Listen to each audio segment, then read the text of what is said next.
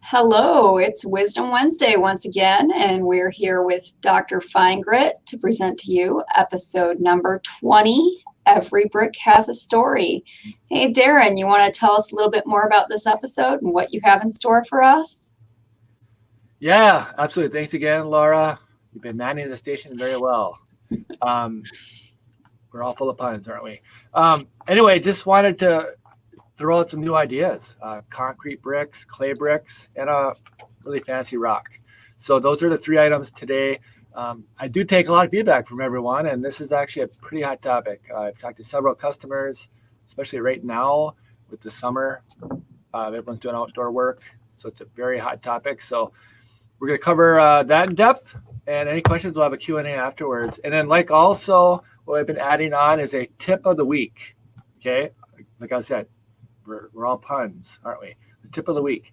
I got several ways to extend the life on your nozzle and some other ideas to save you money on the nozzle wear. So stay tuned for that afterwards and enjoy the video, and we'll talk to you again live right afterwards.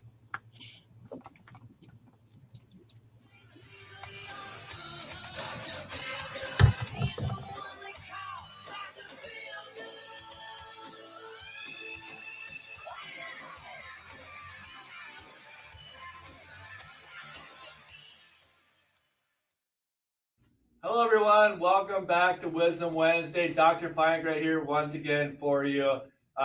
Based on popular demand, I did bring back some more stone products. The garden episode we did last week was a big hit, so we're going to showcase some brick sandblasting today. And there's a very common item for the summer period. People have done donor bricks. Obviously, you can do any outdoor project, put the brick on your patio, and vice versa. But also you can use it as a bookend as well. So you can make it an interior project. So that's the intro to the items. These are the ingredients, once again, like we do in all of our episodes, of what you'll need to do brick sandblasting. We're going to be using the R5 5mm self-adhesive resist. It's a very sticky film, very pliable, sits well on brick. And we're only doing a light etch because this is FineGrit. So we're using 180 grit. So 5mm is plenty good for any brick and rock that we're doing here today. We're also printing the positive images that our graphic artist came up with on AccuBlack inkjet material, once again, with an Epson printer. And here's some other objects. We have the glue. If you need glue additional to your mask, that's the type of glue you would use. Blastable adhesive. It's got to be a water-based adhesive for it to work, for it to blast properly. I also use a matte clear coat occasionally if I want to get the stick really quickly without using glue. I'll use the matte clear coat. I'll also use the matte clear coat when I'm having a paint fill a brick when the brick is vertical around the wall. The hairspray actually acts as an invisible shield, so the paint doesn't bleed underneath the mask. So many reasons for that. Here's the two glues I typically use on brick: Rust-Oleum, it's oil-based enamel, and a Belton, another oil-based enamel. Belton does dryer quicker than a Rust-Oleum, so I like Belton most. And then with the wire wheel, perforate the membrane. Then we got our squeegees, of course, and tape. One object you haven't seen in many of my episodes thus far is the dryer. We use the dryer typically for drying our photoresist film, like the R5, dries it in like 5 to 10 minutes typically. However, today's reason is I want to heat the brick. All right, so I put the bricks inside the dryer for about 10 to 15 minutes. Comes out nice and warm. Okay, we have a warm brick. Everything here is better to it, right? So here's the two bricks that we'll be doing here today. I'm going to be doing a concrete brick that you find at Home Depot. Fairly common, cheap brick, right? It's got aggregate in it, so I got a couple of tips on that. And we're going to do the clay brick from Belden, not the confusing with Belton, the paint, Belden, B-E-L-D-O-N. So that's the clay brick. And then we have one little surprise for you as well. On a rock along Lake Superior, we're going to be carving this as well. So those are the three items here today on the episode of Wisdom Wednesday with the different outdoor stone products. And without further ado, we'll get going on the process.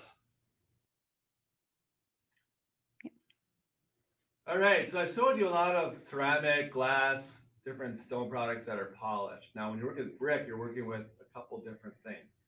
One is you're working with a porous item. So if I got this brick wet, that water would absorb right into the brick. So basically it would disappear, right? They're very porous. That's one challenge. The other challenge is it's very rough, okay? A lot of irregularities to it, a lot of pits and valleys. So to get a film to adhere to it, that's another challenge. So you need a film that's going to be pliable and easy to conform, which is what we have here. The other challenge is when you have a cold brick, you typically have issues with film adhering to it. Even tape, any adhesive product will not adhere well to a cold product. So that's where we have the additional glue option. Okay, put the glue on the brick when it's cold, let the glue dry, and then use your film and whatnot. However, this is a lot easier process because we're going to heat the brick like I did with the PB dryer. So it's warm to the touch. That way I can eliminate the glue in my process. And then the next step is I'm going to see if the brick is clean. Now, a variety of ways to clean the brick. Some people will take a pressure washer and rinse it off with cold water to punch out all the dust and rock, right? It's effective to clean it, but the problem with that is you're making the rock or brick cold. So you gotta let it warm up again. So you're creating an extra step in your process. Another part with the water is the water is absorbing into the brick. So it's creating different properties in the brick, which allows the mask not to stick as well. So I try to eliminate any water at all when I'm cleaning the brick. A couple steps I do. One, to clean the brick, I'll either put it in my sand carving machine and just kind of hit it with the abrasive for a little while. And the abrasive actually is going to blast off the dust, the dirt. Now, I wouldn't be using a nice clean machine to do this process. I would use a Harbor Freight, some really old machine with really old grit. If we're going to do the clean method that way. So the Dr. FineGrit's way is tape. I've been doing this for years. I take a piece of masking tape, stick that down on the brick, okay? And what you do is you peel back. If it doesn't stick well, the tape or the film's not going to stick well either, right? But when you peel that back, you can see all the different particles you're pulling out of the brick, right? Okay. Now, that's going to be on your mask. So your mask is not sticking to the hard part of the brick. It's sticking to those little particles. So if you take a piece of tape, run that across, you're cleaning it, and also you're checking the tack level at the same time. So it's a good time saver. It's a good way to clean your brick. I use this is really sticking well and hardly any particles coming out because this is a concrete brick. The particles are larger than clay. So it's easier to clean, okay? So just a little tip there to help you along with cleaning a brick. You can use duct tape. That's even more effective because the duct tape is going to stick very well and pull out every little loose rock in there for you, okay?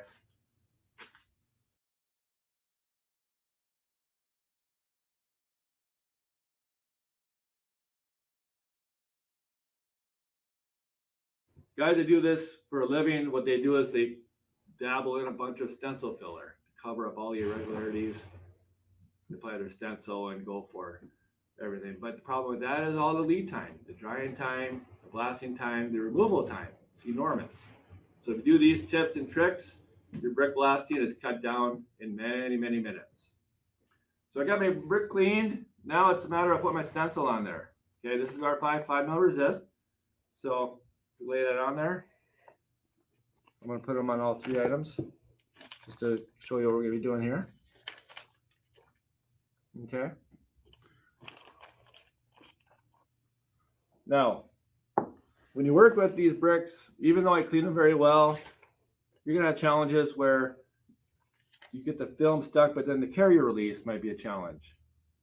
Okay. Glass and polished items is not an issue, but since you have really no edge to peel and you don't have a really good standing area to prick it, the tip there is to put the film on like a coffee mug, fold it over the edge, and flick it. Okay. trying to get so the camera can see it. Pull over the edge and then flick it. Okay, that's your starter edge. Okay, so we have an area to start it to remove the carrier. A lot simpler. Okay, so you just position it on there where you want it. We'll do the same on this one. Pull over the edge, flick it. Okay, here's your starter once again.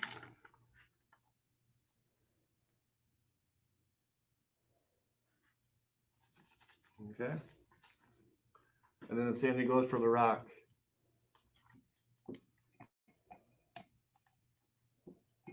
Little starter point there.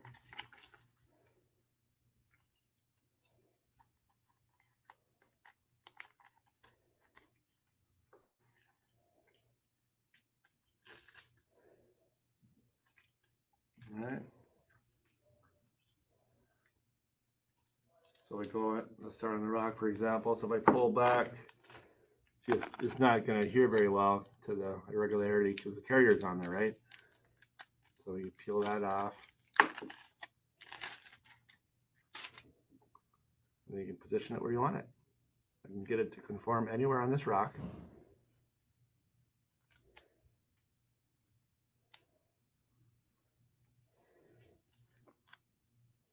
You just push down on it. And what you can see when you push down, you see how the film darkens? You kind of see your thumbprint. That's a sign that the film is adhering to the stone. Okay, if you see these blue areas like that, it's not sticking well. So when I push down, I have my thumb sticking very well. It's conforming because you can see the properties of the rock. You can see it darken. All right. Now, doing it by hand all day long like this might be a challenge, right? You know, hard on the hands. So a little time saver there is to take like a cushion, or I use just regular towels. I just go like this. Okay, thicker the better because it's going to conform to the film. So that'll work just as well as your thumbs. Okay, if you want to hammer it down to get it so it's all darker and you get that little, you know, the appearance of the rock right behind it. So that's how you do that. Pretty simple. Just like we did last week, when you let the film sit on the stone for a longer period, it does adhere better. But you know, we're in a society where everything's got to be done yesterday. So I'm going to show you to blast it right afterwards. What I do then, I'll take my wire wheel, run that across. Okay. And then what I do after that is I can actually steam it, or I can apply Windex to a cloth and just dampen it. What that is, it seals the edges of the mask so the air and the abrasive doesn't sneak underneath it in case you miss the spot. Okay. I'm not going to do that on this because my technique is going to fix that problem, but I know a lot of customers that do use the Windex or the steam method after the film's been applied, just to correct any problems that may happen with a operator that's not very comfortable on these items. So that one's done. We're gonna do the brick. Cut it.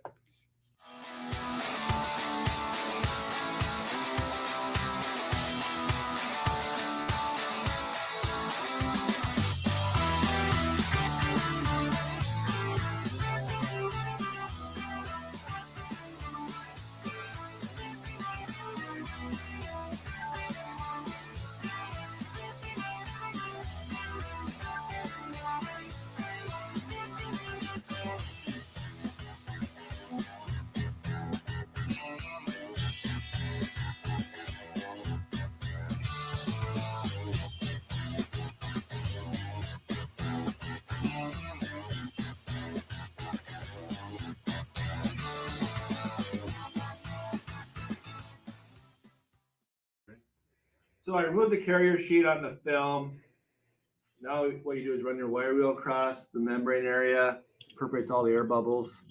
Okay, you want to do this very well so you have those points on your end and whatnot are going to hold tight when you do a brick. So the tighter the mask is to the brick, the better.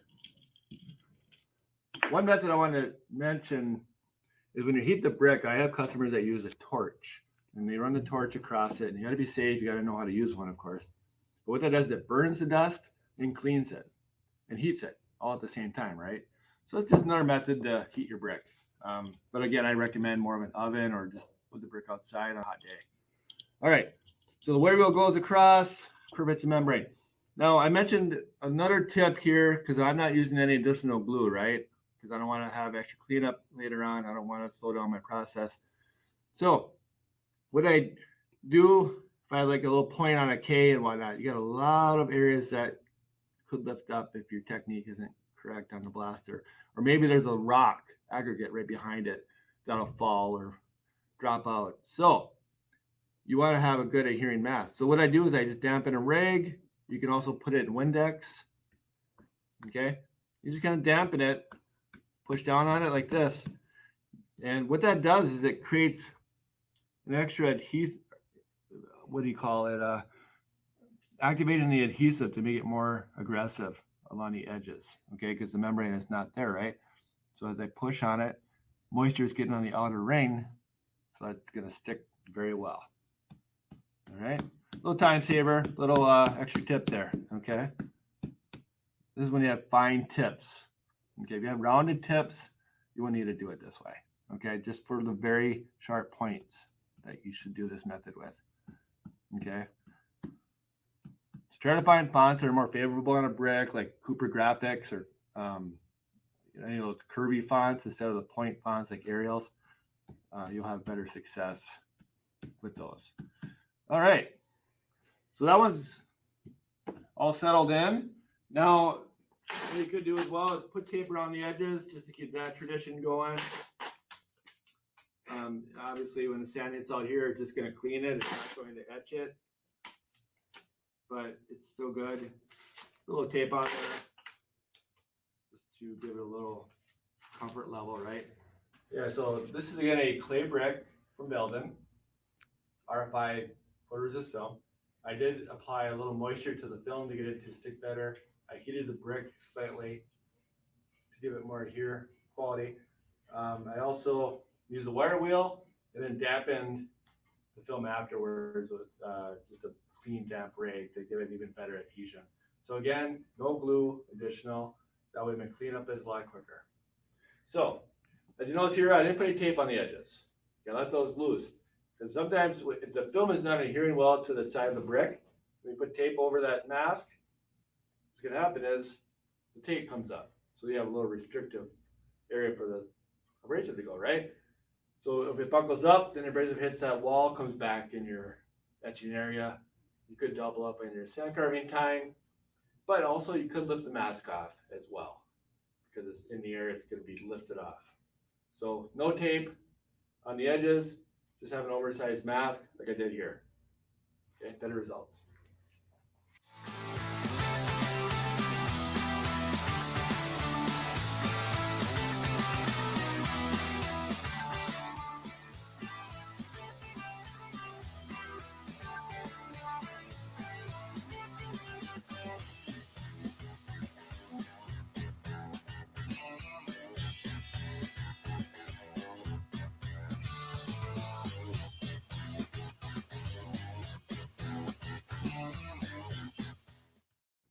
All right, so I got the concrete brick inside of our Crystal Blast Elite machine here. And just like all the episodes we've had, we're using the 180 FineGrit material on a brick. Now, I'm not going to go fairly deep because, you know, brick, you don't want to go deep anyway because it's a hazard if it's in the ground, right? If it's in too deep. High heel gets in there, could create a hazard. So just about a 1/16 of an inch, maybe an 1/8 of an inch, I'll get into the material. Now, I'm going to be using a little bit higher pressure here today because I have a 5 mil mask on there. If you remember from before, it's 10 psi per mil, so I'm going to go up to 50 psi. 180 silicone carbide abrasive, okay? And I'll be wearing gloves. And it's not because it's my anniversary this week. It's actually because brick, you're removing material, right? Rock and all that doesn't feel very good on my hands. It's more aggressive, right? It kind of hurts. So gloves are a very must when you do any type of concrete brick. So I got the rock and I got a concrete brick in there. and 50 psi, 180 silicon carbide. And what you see in the cabinet here, and you'll see as I start blasting, is I'm putting a device in there to hold the brick, but also to contain all the aggregate so it doesn't get into my abrasive. Because I don't want concrete aggregate coming out of my nozzle on a piece of crystal. Okay, I'll get pitting, I can get problems like that down the road. So to prevent contamination, you're doing a concrete brick project, put a screen in there, like a window screen, or if you're a silk screener, put a silk screen in there. Some people just put liners with a little lip on there. Any type of device that is going to hold the abrasive or hold the aggregate rather. Aggregate's really heavy, so it doesn't fly. It doesn't get carried away with the dust or with the dust collector. So it's going to settle down. All right. So without further ado, I'm going to start blasting this brick and rock, and we'll have a blast. Another trick when you're blasting brick is slower wins the race. When you work in an upper area, go very slow with your nozzle, slow steady speed. You're holding down the stencil. You're actually creating, like earlier when I was doing the rubber mallet trick, or your thumb to push down on the stencil. If you go slow enough, the abrasive is going to push down on the stencil as well. It's that pliable of a film. It's really remarkable in that regard. So, slower pace wins the race. 5 mil resist, so it won't burn off. All right, if you got 3 mil resist, you probably want to go a little bit quicker so you come back into a second pass. But it's a 5 mil, so I'm going to do this in one pass at a slow pace. So you can see here, sit on my letter F. Do the depth I'm achieving here by holding my nozzle in one spot. Okay. Already got my depth that I need on that F. Okay. So my O. I usually go by the outline, get that white, do that shadow around the lettering. That's my depth perception. So doing the black shadow. When I see the black shadow, I move on.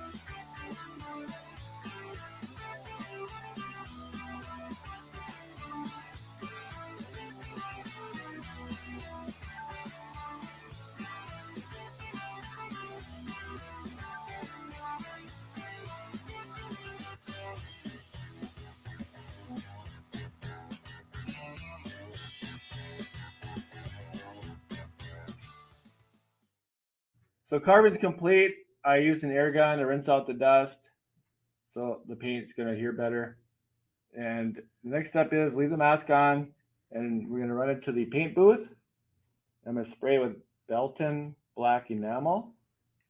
The oil base is going to settle in really well into the porous surface, and the oil base is not going to wash away with water or rain, right? Because it's oil based. All right. So without further ado, we're going to start painting. So we run these over.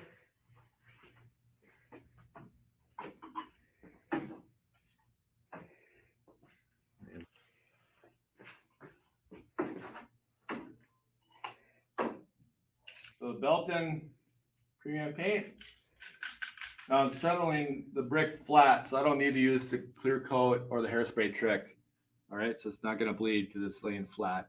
Want to do a nice thin coat though, not overlogging it with paint. Okay, just like you do with any other project. So here we go.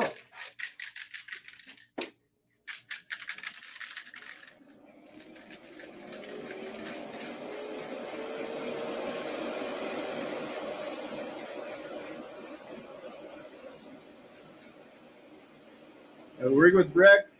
I see my angle of my spray, right? So I'm hitting everything up at this angle. Okay. What you need to do with brick, okay? So all my spray is going this direction. You need to spin it. Okay. So the lettering on this angle is not covered with paint yet. So then you hit it like this.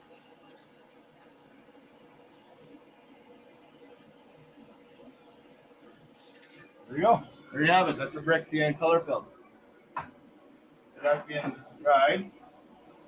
Now this is gonna be quick dry. So we're just gonna hit this.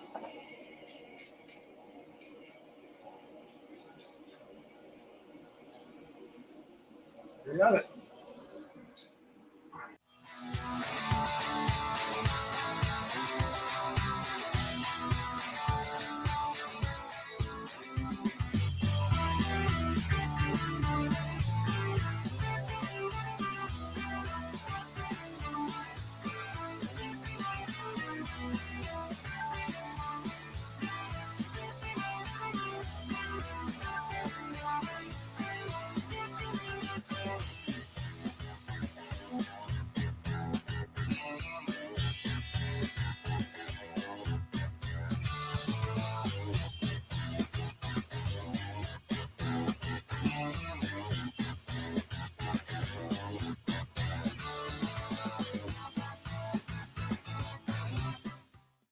All right, welcome back to my brick house. We did a concrete brick, which has to go on a screen or some device so that aggregate is caught, so it doesn't transmit all that aggregate into your good abrasives. So concrete bricks are okay to blast in the cabinet. Just make sure you protect that area so the abrasive doesn't mix in with the aggregate. Clay brick was another item I did. I didn't add any color because I wanted to show you the contrast between the two without paint. This is how it looks with paint. So, you know, whether it's the more rustic look or the more gifty kind of look, okay? And then you get the rock.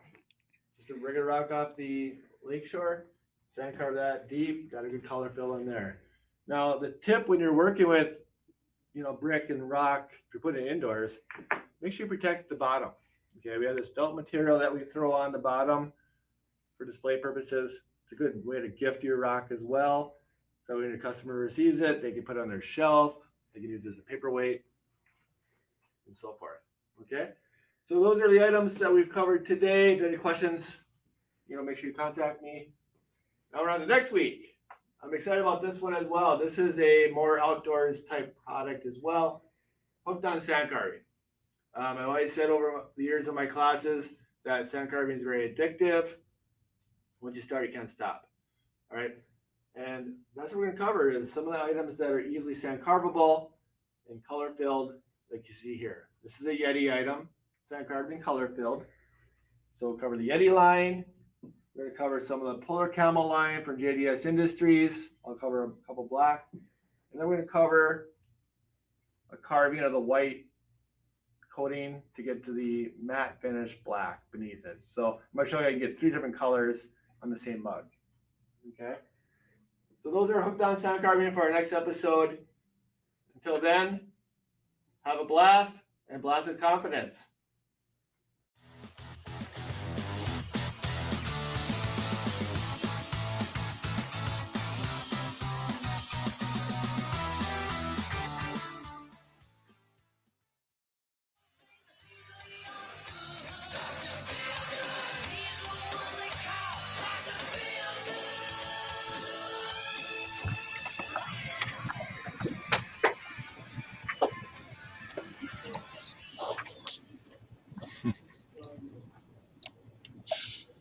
All right. Once again, Darren, great job. Thanks for blasting my stone. Makes a wonderful nameplate for my desk.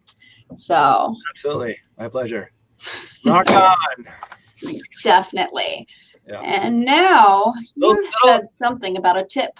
Yeah, I gave you the rock instead of the brick because the brick would have been a little bit heavier on those papers. I know you're pretty big these days, but you know that rock will suffice.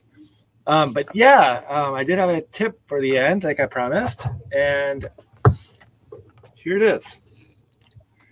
Sandblast tips. Okay, this is a tungsten crystalline nozzle made by Rock Tech Industries, and it's got the shorter tip, but the material is a lot finer and more condensed, so it's going to last longer. This is a tungsten carbide, which are longer tips. So if you compare, it's going to look like that if I had a holder on it right now. So it's a longer tip, but shorter life. I know it's kind of a teaser that way. All right, it's a long life, shorter tip. All right, that's because this material is tungsten carbide. Okay, crystalline's a lot harder. So that's one tip, is you can increase your life by going to the tungsten crystalline by Rock Tech. Another tip I want to mention is the rotation. That's very important, especially customers that use the tungsten carbide. All right, what that means, it's like rotating tires in your car. You got to rotate it a quarter turn a day. Now, people ask me all the time, how to know where a quarter turn is? Well, what I do there is take a Sharpie. I do this in my schools. So it really helps people understand. I just draw a line on the mark. Okay, I draw a line on the holder. And you can engrave it too or something, but just kind of putting a little mark on there like a 12 o'clock. And then when you rotate it, you're at 3 o'clock, 9 o'clock, and so forth, right? Very simple way to know you're at quarter turn a day. Now, what that means is the rotation is giving it even wear. So that way your hole opening is always going to remain round. Because once that hole opening gets a notch in it, like a keyhole design, you can't use it because air is going to shoot right through that gap and blow your mask off. And that's where you get inconsistent abrasive flow. So keep it round by rotating the nozzle, quarter turn a day. The reason why that happens is when you hold a nozzle in one position for a long period, all that gravity is pushing that abrasive down, right? Just falling on the floor. So it's going to be coming out this end. So that's where I get my notch, is right on the bottom if I don't rotate it. All right. So use the river analogy. Rivers get deeper every year. And that's because of the erosion on the bottom floor. So if you remember the river, when you're sandblasting, it's going to help you rotate. All right. So those are a few tips. One other question I get quite a bit is how to take the nozzle off. Now, the nozzle doesn't come off. Okay. That's fixed to the holder. They're machined at our factory that way. Now, so when I talk about getting the nozzle off, I talk about the nozzle holder off the hose. So the way to take that off is you got these rings on the end. Okay. You press them in. Get the right camera here. Press it in so there's no gap between those two little dimes on the end and the metal housing. That means the teeth are released, and they can twist on the hose if you need to and pull. Very simple if you twist and pull. Okay? Twist and pull. Now when you put it back on, see that same mark I had earlier on the hose? I can get to the camera. That's where the holder needs to go up to when you put it back on. Because if it doesn't go to that point, it's not going to be all the way in. So what will happen then is if your nozzle hose is not in all the way, it's going to create a gap, and that could put a hole in your holder. So there's many ways that's going to help you. So you push your nozzle holder up to that line again and pull. Okay, we get to the camera again. So push it in like that, right? Pull. Very simple. Just do a twist. Make sure they are nice and loose, and you shouldn't have any trouble. So those are a couple of tips today on how to extend the life on your nozzle. That's certainly great. And thank you for letting us know how to keep our machine in fine working order. Now, we do have a few questions waiting in the wings here for us. We have one from Tanya, and she came in late, but she wants to know if we can use Elmer's glue for some extra tack on stone.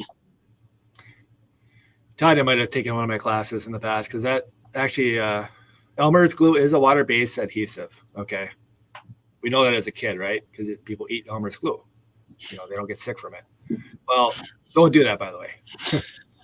But Elmer's glue is water-based, so that means you can blast through it. Okay. And it comes off. It doesn't leave residue. It doesn't stain and whatnot. However, when you use Elmer's glue, it's not diluted. It's very thick. So when you apply it, it's going to go on white, very thick, and it's going to dry or take a long period to dry. And you have that thick layer of adhesive to blast through. So detail is compromised. So Elmer's glue can be used if you're in a really big pinch, but make sure you dilute it with alcohol or water. Now, that being said, we do have or sell abrasive or adhesive rather that is water-based, that's already diluted. You just apply it to your brick or your film and go from there. So, but yeah, Elmer's glue does work at a pinch. It does create like a stencil filler as well. So if you have a lot of cavities and stuff, it is good for that. But I'd rather, you know, have you use the adhesive that we have because it's recommended for blasting. And also I've, mentioned a couple other tricks where you use like a matte clear coat or even a hairspray, and that creates a little tack. And also too, if you put a little matte clear coat or a hairspray on the brick and then put the glue on top of that, then you create a layer. So the Elmer's glue or whatever glue you have doesn't absorb into the brick. Okay, so it's a barrier. It's actually a pretty good fit. A lot of customers go that route. Good tip, good tip. All right. Tanya also would like to know, can you use Rust-Oleum spray paint that you purchase at Walmart? I know you'd mentioned we use Belton, but I do believe Rust-Oleum is also a type of paint that you've used to color fill in the past. Any tips on where you should purchase your paint? Yeah, great question. Yeah, Rust-Oleum is an oil-based enamel. The way you can tell is when you look at your can, if it says clean with mineral spirits as a cleanup method, then it's an oil-based enamel. All right, so that's a way you can tell. Now, Rust-Oleum's an okay brand. It's not the high end that you find at like Sherwin-Williams or online, but it'll suffice. I've used it before on rock and brick at my house. I noticed the colors tend to fade a little bit, so I definitely recommend a glossy color that you put on the stone with Rust-Oleum, because if it's going to fade a little bit, so maybe put a second coat on there as well. But yeah, Rust-Oleum will work fine outdoors. All right. Great tips. Well, at this moment, we don't have further questions waiting for us, but do you have anything else to let our viewers know beyond, of course, subscribe to your channel before we sign off for the week? Well, it's been a good ride. 20 episodes up to this point. As I've been saying before, I'm looking forward to the point where we can do hands-on seminars. So we can do demos and watch Beer Shadow, help you get the tips and tricks right off the bat on every topic you want to learn. So until those days come, we're going to continue doing these, and we got some good, exciting ones coming up. We got the more line of Yeti and Polar Camels next week, and we're going to do some decanters, some crystal items down the road, and also we're going to discuss printer media, different printers available on the market, with an updated list of models I recommend and transparencies and whatnot. So a lot of things to be discussed, but keep feeding me those ideas. they're greatly appreciated. Oh, yeah. Well, once again, to all our viewers out there, thanks very much for watching, and you guys have a good week, and we'll be back next week with more Wisdom Wednesday. Have a blast. Blast of confidence. Bye-bye for now.